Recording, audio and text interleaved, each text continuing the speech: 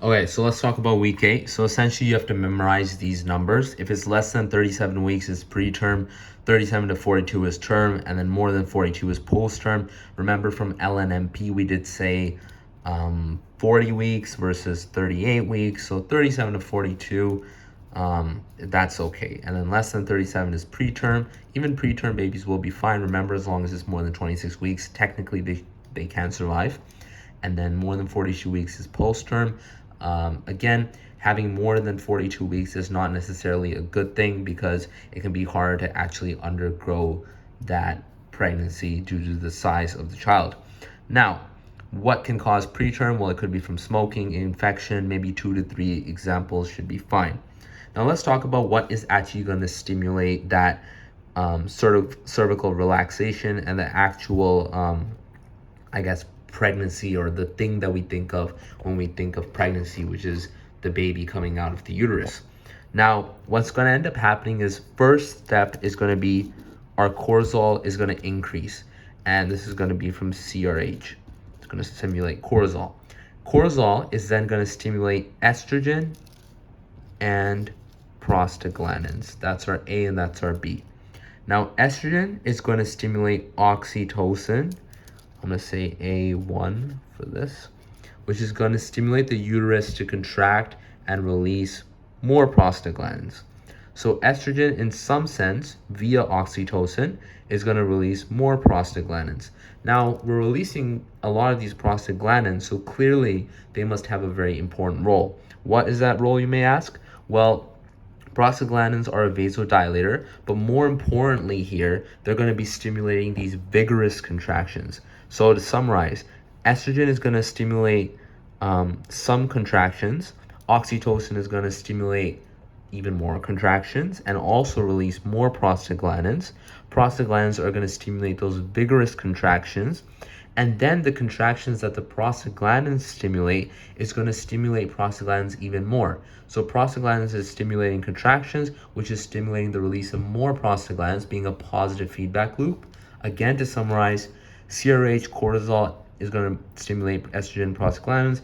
Estrogen via oxytocin is going to stimulate the uterus to contract and release more prostaglandins. Prostaglandins is going to stimulate those vigorous contractions. Those vigorous contractions are going to stimulate, again, prostaglandin. This is very important. This would likely come up no matter what. Now, the idea of effacement is this thinning of the cervix. And the key thing is that a lot of people remember that it kind of widens this way, but it also decreases in length. And the easiest way to explain that is if you, I guess, have a balloon and you stretch it out, what ends up to that balloon is that it ends up thinning, but it also decreases in length this way. So that's what I'm trying to highlight here. And it's explained quite well in lecture. So refer to the lecture and the synth, I believe. They went over it.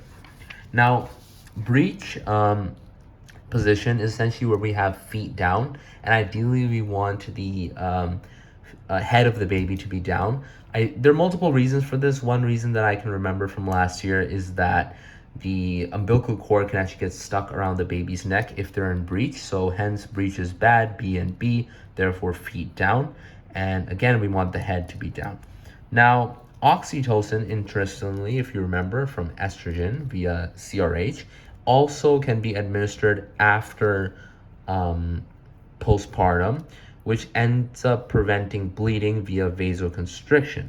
Now, what are some things that we can use to delay pregnancy, or I guess pregnancy, or the ejection of the baby? Essentially, antiprostaglandins, calcium channel inhibitors, and B agonists. B agonists will be covered more. Essentially, what they're doing is that they are relaxing the muscle. This is because beta receptors often are associated with the parasympathetic nervous system. Antiprostaglandins, because prostaglandins are causing those vigorous contractions. So if we give this anti version or antagonist, I believe, this will stop the receptor from receiving prostaglandin, therefore decreasing those vigorous contractions. Calcium channel inhibitors as well. Now, this kind of connects into RITS, so maybe it's a KFP. Again, I've said this before, the point is not to try to figure out which paper topics are going to show up on. Rather, just have the broad ideas and also the details so you can do well on any paper regardless of the topic.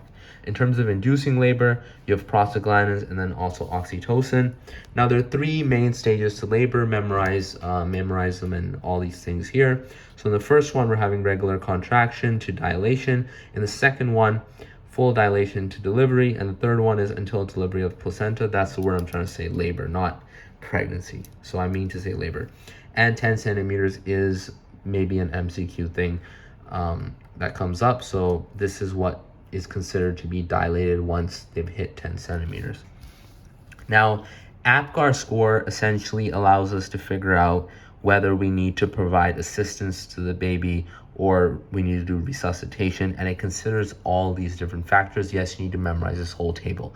So APGAR is going to be appearance, pulse, grimace, activity, respiration, and we have three rankings from 1 to 3, 3 being the best, 1 being unfortunately not that good.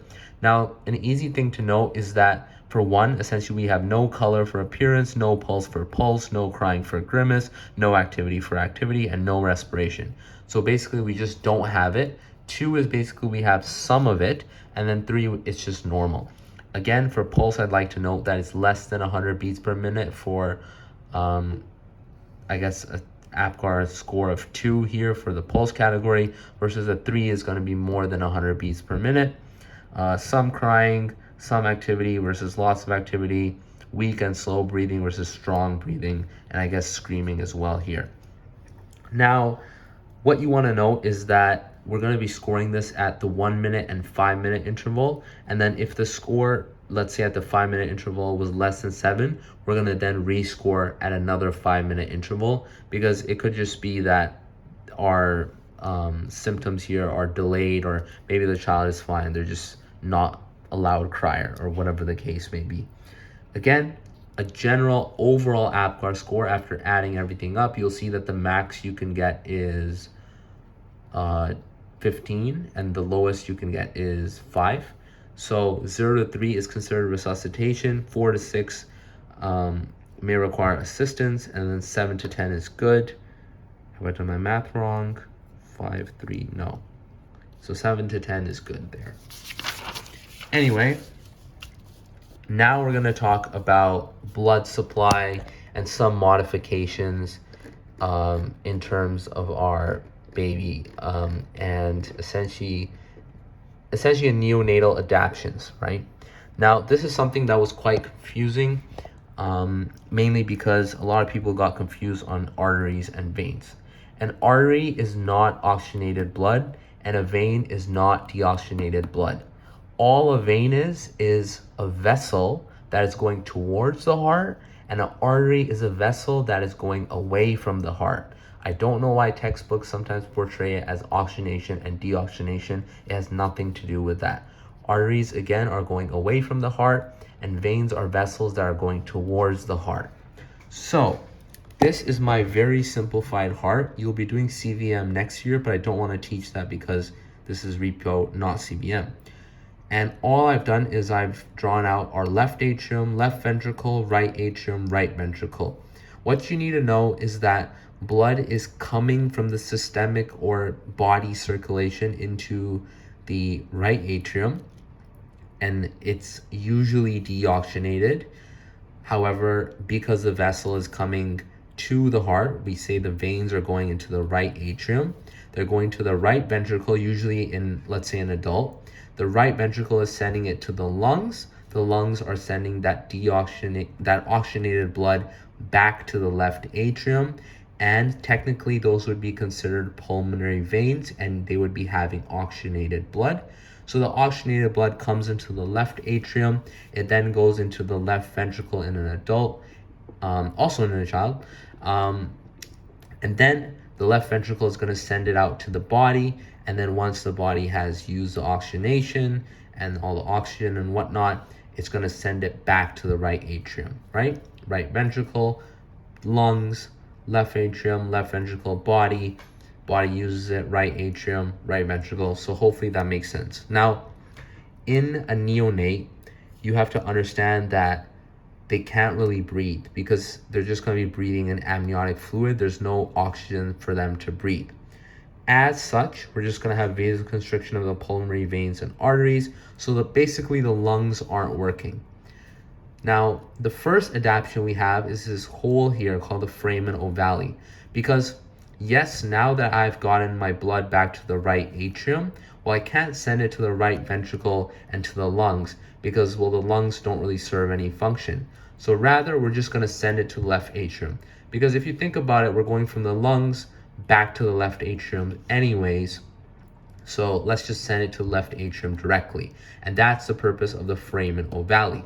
The second thing is the ductus arteriosus. So let's say some of the blood does make it from the right ventricle, and let's say the vasoconstriction isn't really enough from the lungs, and some blood makes its way to the lungs. Well, the ductus arteriosus is like a compensatory mechanism that's just going to shunt it, not to the left ventricle, but to the vessels that are coming, let's say, out from the left ventricle without going that deep into the anatomy. So that's our compensatory mechanism number 2 there, the main one being the foramen ovale. Yes, you'd be thinking, well, where is the oxygenation happening if it's not happening in the lungs? And that's kind of the role of the placenta. So we have a third thing right here, which is our ductus venosus. The reason why I'm highlighting it pink is because after labor, essentially these things turn into, let's say, fibrous tissue. So essentially they turn into these remnant structures. The foramen ovale turns into the fossa ovale. The ductus arteriosus turns into a ligament. The ductus venosus kind of just dissolves away. Now what the ductus venosus is doing is that it's a vein, so I like to think that it's going to the right atrium via the inferior vena cava, and it's just supplying our oxygenated blood from the umbilical vein. Notice here that vein would actually be carrying oxygenated blood because, again, vein does not mean deoxygenated. So we have our 3 different fetal shunts, which basically just means change in blood direction. We have our foramen ovale, our ductus arteriosus, and ductus venosus. Then we have more histology that was covered in the GLS, and this was essentially on the major histological features of the breast. I'm not going to go over it because it's kind of just a memorizing type of thing, but the main things you should know is what are the histological features in the non-pregnant breast versus the pregnant non-lactating, and then lactating could come up as MSAT. And interestingly, there are 15 to 25 lobes in the breast. And again, the GLS covers this very well.